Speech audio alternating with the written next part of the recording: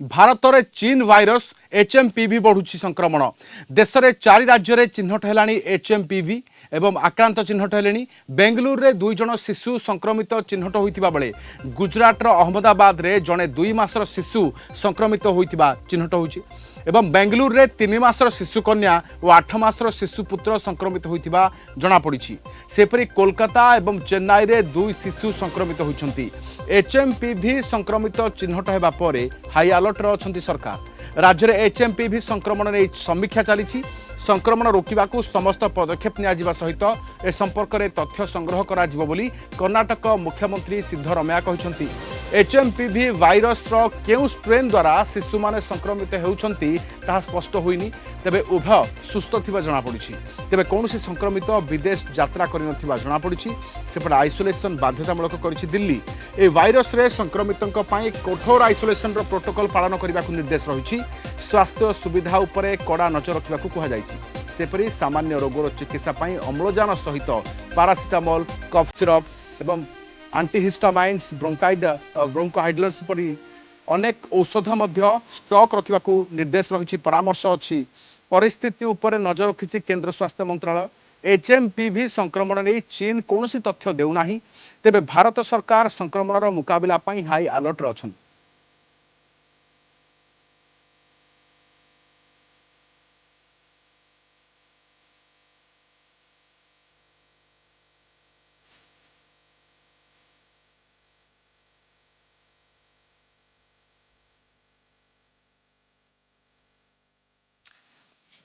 तेबे एचएमपीवी लक्षण साधारण थंडा ज्वर भली काश हेब नाकरू पानी बाहर नाक चुंटी हेब यह सहित ज्वर हेब गला दरज हेब निश्वास प्रश्वास में कष्ट हेब 5 वर्षरू कम शिशु विशेषकर छोट शिशु को संक्रमितर भय अधिक थाए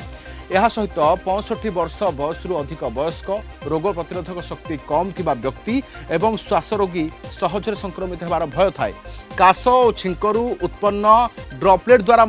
यह व्यापी थाए संक्रमित व्यक्ति को छुईबा हाथ मिसाइबा संक्रमित स्थान को छुईबा परे हाथ को पाटी नाक एवं आखिरे लगाइबा ए द्वारा ह्यूमान मेटानोवायरस व्यापी थाए एवं ऋतु सहित संक्रमणर संपर्क अच्छी एवं समशीतोष्ण अंचल में शीत एवं बसंत ऋतु में संक्रमण अधिक होता है ए वायरस रु सुरक्षित रहा कोविड समय भली निजक सतर्क रहा पड़ो साबुन रे नियमित हाथ धोवा पड़ो यह सहित अधुआ हाथ में मुह को छुंतु ना संक्रमण व्यापी अंचल में गहली को गले मास्क पिंधतु असुस्थ हेले घरे रुहतु एवं नियमित जो स्थान को छुअंती ताकू परिष्कार रखा हेब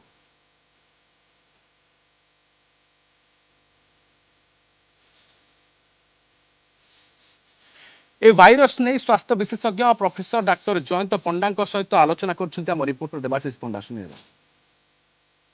पाद थापिला चाइनार विस्तार एचएमपीवी भाइरस तेबे एई भाइरस रे 2 जन आक्रांत होइचंती तेबे भाइरस टी कोन कारण कोविड-19 परे पुणी चाइना रे देखा मिली कि एक नुआ भाइरस उत्पत्ति होती है ये भाइरस रे भारत रे मध्य 2 जन संक्रमित होती तो सीधा सड़क प्रतिक्रिया नवा आम सहित स्वास्थ्य विशेषज्ञ डॉक्टर जयंत पंडा आम सहित जोड़ी होनी महाशय स्वागत करी कलिंग टीवी महाशय आम कोविड-19 देखिले तापरे अनेक भाइरस मध्य आम आसी पुणी जो ए नुआ भाइरस टी आसी से भाइरस टी कौन सर आम जानिया चाहिए से भाइरस है ह्यूमन मेटानिमो वायरस बा एचएमपीवी जहाँ चाइना रे किछि दिन तले देखा जाइथिला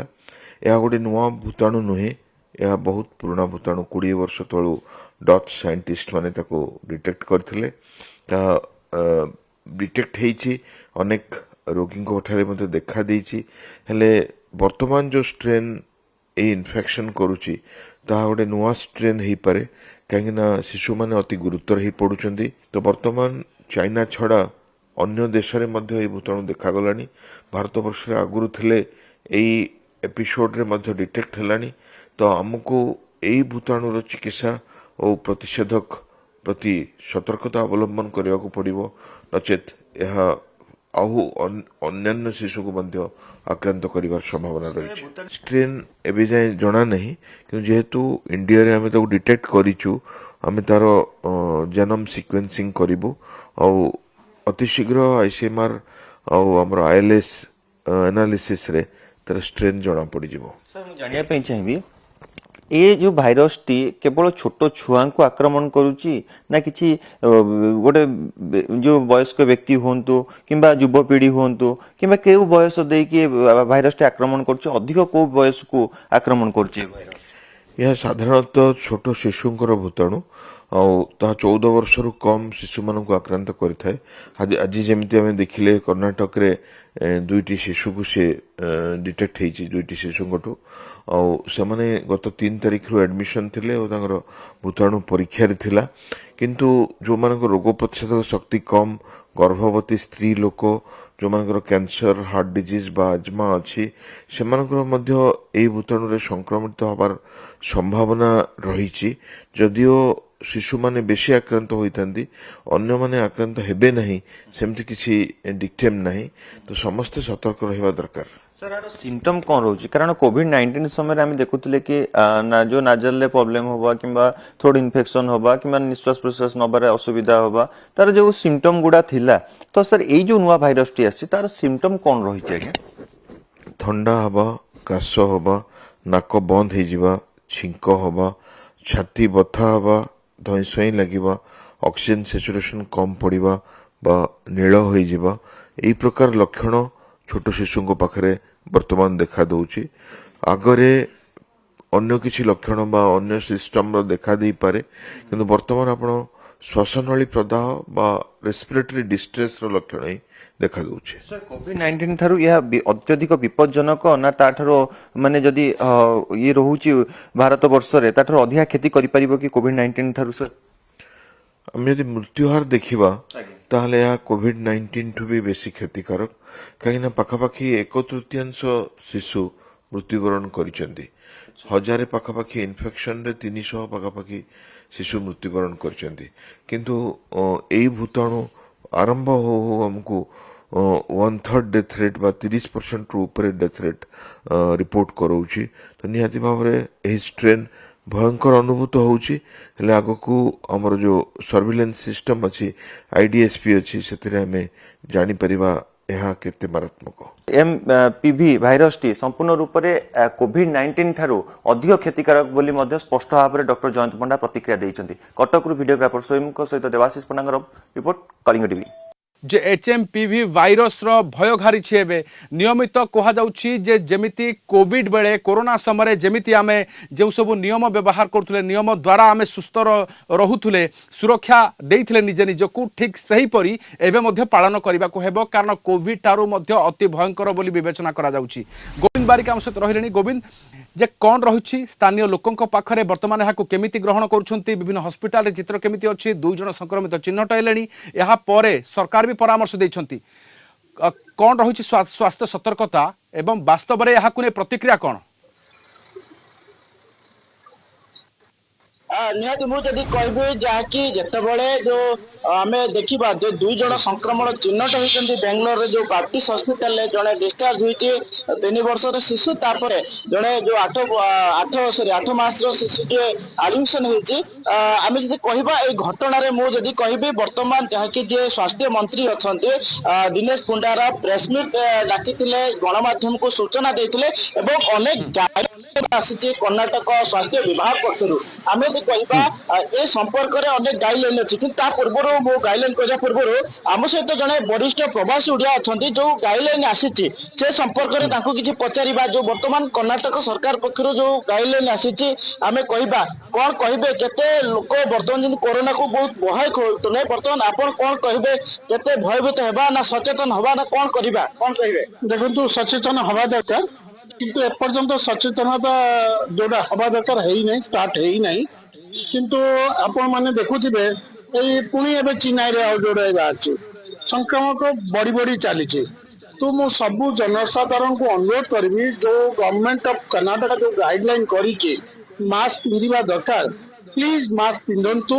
मास्क पिंधि करी आपण बाहर आसले गोड़ हाथ धुवंतु, पार्टी रे आखिरे हाथ मारंतु नहीं। ए सबु आपण दया करी करंतु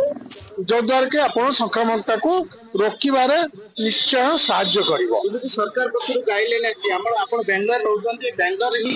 ଚିହ୍ନଟ ହୋଇଛନ୍ତି କେତେ ଆପଣ କଣ କହିବେ କଣ ପ୍ରବାସୀ ବରିଷ୍ଠ ନାଗରିକ ଆପଣ କଣ କହିବେ?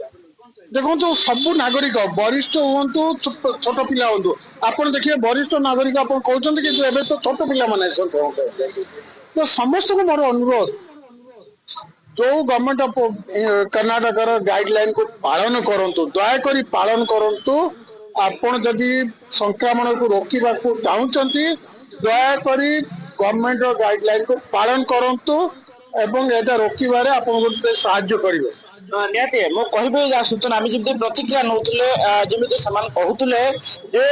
ଯୋଉ ସରକାର ପକ୍ଷରୁ ଯୋଉ ସୂଚନା ଆସିଛି ଯୋଉ ଆଡଭାଇଜରୀ ଆସିଛି ନିହାତି ଭାବରେ ସେ ଆଡଭାଇଜରୀ କୁ ମାନିବାର ଆବଶ୍ୟକତା ଅଛି କାହିଁକି ଯେହେତୁ ନିହାତି ଗୋଟିଏ ଭୟ ମଧ୍ୟ ଦିନେଶ ଘାରିଲାଣି ଗୌଡ଼ା ଯେ ରାୟ ପୁଣି ଅଛନ୍ତି ଥରେ ଯେତେବେଳେ ସ୍ୱାସ୍ଥ୍ୟମନ୍ତ୍ରୀ ମାସ୍କ ଫେରୁଛି ଯେମିତି ଗୋବିନ୍ଦ ସେତେବେଳେ ମଧ୍ୟ ଲକଡାଉନ କାଳେ ହେବ କି ସଂକ୍ରମଣ ନ ବଢୁ ଏଇଥିପାଇଁ ପଦକ୍ଷେପ ସରକାର ନେବେ କି ଏବଂ ଯଦି ସଂକ୍ରମଣ ବଢିଲା ତା ପାଇଁ ମଧ୍ୟ ପୂର୍ବରୁ ମଧ୍ୟ ପୁଣି ଥରେ ନିଷ୍ପତ୍ତି ନେବାକୁ ପଡିବ ଯେ ପୂର୍ବରୁ ଆମେ ଯେଉଁ ସ୍ଥିତି ଦେଖିଥିଲେ ତାହାକୁ ନେଇ କିଛି ପ୍ରତିକ୍ରିୟା ମିଳୁଛି କି ଆପଣଙ୍କୁ ଯେ ବର୍ତ୍ତମାନ ଦେଶରେ ଯେଉଁ ଭାଇରସ ମୁଣ୍ଡ ଟେକିଛି ଆଉ ଥରେ ପୁଣି ଚାଇନା ଭାଇରସ ତାକୁ ନେଇ ମଧ୍ୟ ସମସ୍ତେ ବେଶ ଆଶଙ୍କା ଭିତରେ। ନିହାତି ମୁଁ କହିବି ଆପଣ ଯେମିତି କହିଲେ ଯେମିତି ପ୍ରଥମେ ମାସ୍କ ବାଧ୍ୟତାମୂଳକ ହେଇଥିଲା ପରବର୍ତ୍ତୀ ସମୟରେ ଲକଡାଉନ ହେଇଥିଲା ଆମେ ଯେମିତି ଆମେ ଦେଖିଛନ୍ତି କରୋନାର ବେଶୀ ବର୍ଷ ବି ହେଇନି କରୋନା ସ୍ଥିତି ବର୍ତ୍ତମାନ ଯେମିତି ପୁଣି ଏକ ଭାଇରସ ଆସିଛି ଏବଂ ଯାହାକି ଗୋଟେ କଥା ହଉଛି ଇଏ ତ ପ୍ରଥମେ ଯୋଉ ଶିଶୁ ମାନଙ୍କ ଉପରେ ମାନେ ପଜିଟିଭ କେସ୍ ଆସିଛି ଦୁଇଟି ଶିଶୁ ଆମେ ଯଦି କହିବା ବାଙ୍ଗାଲୋର କଥା କହିବା କିନ୍ତୁ ଗୋଟେ କଥା ଏଇ ଯୋଉ ଘଟଣା ଆମେ ଦେଖିନା ଏଇ ଯୋଉ ଆସୁଛି ଯୋଉ ଚିହ୍ନଟ ହୋଇଛନ୍ତି ନିହାତି ଭାବରେ ମନରେ ଆଶଙ୍କା ଅଛି ମନରେ ଭୟ ଅଛି କାରଣ ଯଦି ଆମେ କହିବା ଯଦି ବର୍ତ୍ତମାନ ଟିକେ ସୁଧୁରୁଛି ପାଖାପାଖି ଆମେ ଯଦି କହିବା ଯେମିତି ଲକଡାଉନ ହୋଇଥିଲା ଲକଡାଉନ ଭଳି ଆଉ ନ ଆସୁ ଏଭଳି ମଧ୍ୟ ଅନେକଙ୍କ ମନରେ ଆଶଙ୍କା ରହୁଛି ଯେଭଳି ଭାବରେ ସରକାରଙ୍କ ପକ୍ଷରୁ ଯୋଉ ଗାଇଡଲାଇନ ଆସିଯାଇଛି ଯୋଉ ଆଡଭାଇଜରୀ ଆସିଯାଇଛି ଏବଂ ଆମେ କହିବା ଜନଗହଳି ପୂର୍ଣ୍ଣ ସ୍ଥାନରେ ମାସ୍କକୁ ପିନ୍ଧିବା ପାଇଁ ପରାମର୍ଶ ଦିଆଯାଇଛି ଏଭଳି ଯୋଉ ସୂଚନା ଆସିଛି ଆଉ ତା ସହିତ ହାତ ସାବୁନ ଧୁଅନ୍ତୁ